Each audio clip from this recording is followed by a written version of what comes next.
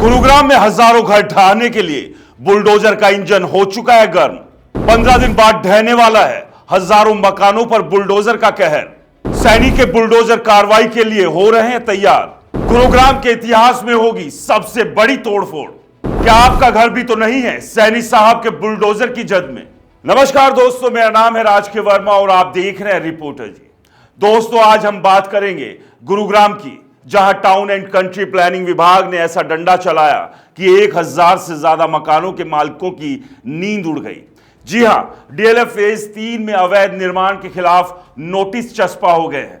Notice भी ऐसा कि पढ़ते ही हाथ पैर कांप जाएं। 15 दिन में रिस्टोर करो वरना तोड़फोड़ और सीलिंग की तैयारी पक्की। अब आप सोच रहे होंगे कि ये रिस्टोरेशन क्या बला है। अरे भाई, ये वही है जो सरकार कहती है अपने घरों को नियमों में ढालो, नहीं तो बुलडोजर तैयार है।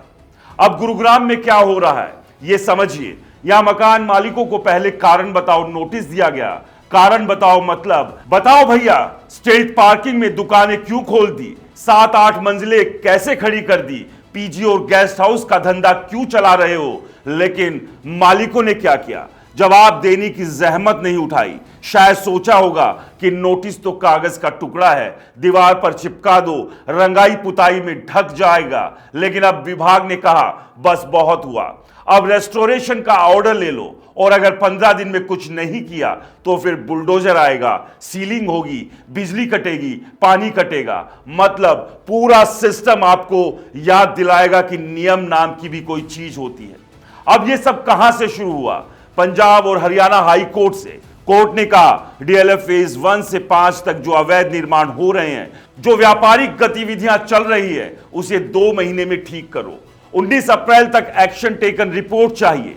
कोर्ट का ऑर्डर आया और टाउन एंड कंट्री प्लानिंग विभाग की नींद खुली। पिछले 2 महीनों में 4200 से ज्यादा मकानों को नोटिस थमाया गया और अब 1000 पर रेस्टोरेशन का हथौड़ा चल पड़ा है।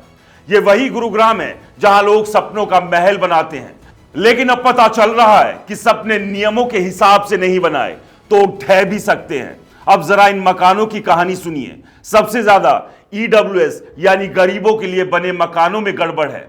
गरीबों के लिए बने मकानों में 7-8 फ्लोर खड़े कर दिए गए, स्टिल पार्किंग में दुकानें खुल गई, पीजी चल रहे हैं, गेस्ट हाउस चल रहे हैं। अरे भाई, ये गरीबों का मॉडल है या मुनाफे का धंधा?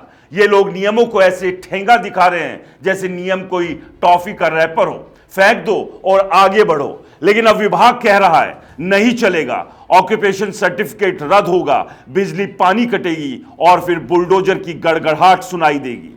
अमित मोधिया जो डीटीपी है वो कहते हैं लोग जवाब दे, सुनवाई का मौका ले वरना कार्रवाई होगी। लेकिन सवाल यह है कि जवाब देगा कौन? जिसने 7 मंजिल बनाई वो क्या कहेगा साहब गलती से सीढ़ी ऊपर चली गई, या जिसने पार्किंग में दुकान खोली वो बोलेगा साहब गाड़ी तो खड़ी ही नहीं होती थी, सोचा कुछ कमाई हो जाए।